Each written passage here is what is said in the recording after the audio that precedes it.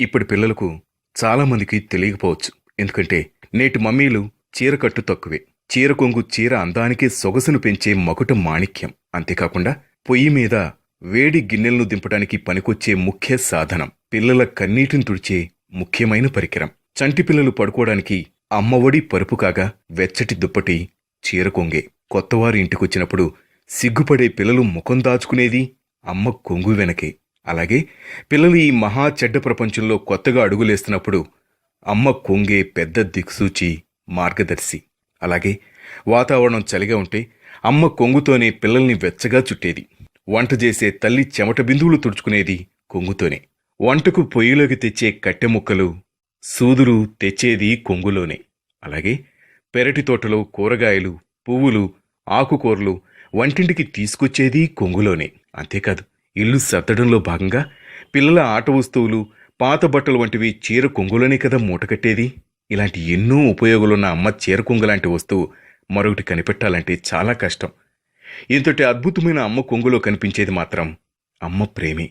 చీర కట్టే అమ్మలందరికీ వందనం. అమ్మ ఒక మధుర జ్ఞాపకం. తనకు నా ఆకలి ఎప్పుడు చెప్పాల్సిన అవసరం రాలేదు. కొత్త బట్టలతో బయటకు వెళ్ళి వస్తే వెంటనే దిష్టి తీసేది. పరీక్షలకు బయలుదేరితే తీపి పెరుగుతూ ముందు నిలిచేది. బాల్యంలో నా పిచ్చి భాషను క్షణంలో పసిగట్టేది. ఇలా ఎన్నెన్నో. అమ్మ బిడ్డ ఒక స్తనంలో పాలు తాగుతూ రెండో స్తనాన్ని పలుమార్లు తన్నుతూ ఉంటుంది. తనను తన్నేవారి కడుపు నింపే ఔదార్యం భగవంతుడు ఒక్క అమ్మకు మాత్రమే ఇచ్చాడు. అమ్మ ఒక వేదం. అమ్మ ఒక భక్తిభావం. అమ్మ ఒక ప్రేమ రూపం. అమ్మ ఒక సంవేదన. అమ్మ ఒక భావన. అమ్మ ఒక పుస్తకం. అమ్మ ఒక కలం. అమ్మ ఒక కవిత. అమ్మ ఒక జ్ఞానం. అమ్మ ఒక గుడిలో దీపం. అమ్మ ఒక హారతి పళ్ళెం. అమ్మ ఒక సుకుసుమం. అమ్మ ఒక చల్లని చిరుగాలి. అమ్మ ఒక అన్నపూర్ణ. అమ్మ ఒక లాలిత్యం. అమ్మ ఒక చీరకొంగు. అమ్మ ఒక కరుణ. అమ్మ ఒక దీవెన. అమ్మ ఒక అక్షిత. అమ్మ ఒక వర్షపు బిందువు. అమ్మ ఒక మధుర గేయం. అమ్మ ఒక శ్వాస. అమ్మ ఒక ఊపిరి. అమ్మ ఒక మురళీగానం. అమ్మ ఒక జోలపాట. అమ్మ ఒక పచ్చదనం. అమ్మ ఒక కనురెప్ప. అమ్మ ఒక దేవత. అమ్మ ఒక పుడమి. అమ్మ ఒక స్వచ్ఛత. అమ్మ ఒక ప్రపంచం. అమ్మ ఒక ప్రవచనం. అమ్మ ఒక వెలుగు. అమ్మ ఒక సుగుణం. అమ్మ ఒక నమ్మకం.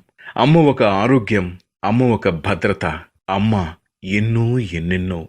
ఇది చదివిన వారికి ఎంతమంది అమ్మలు జీవించి ఉన్నారో మరణించినారో తెలియదు. కాని ఒక్క మాట చెప్పగలను. ఎవరు అమ్మ దగ్గర ఉంటారో వారు అతి సంపన్నులు. అమ్మ సేవ భాగ్యం కలిగి ఉంటారో ధన్యులు, అదృష్టవంతులు. మాతృదేవో భవ. మరిన్ని ఆసక్తికరమైన కథనాల కోసం మా ఛానల్ని సబ్స్క్రైబ్ చేయండి.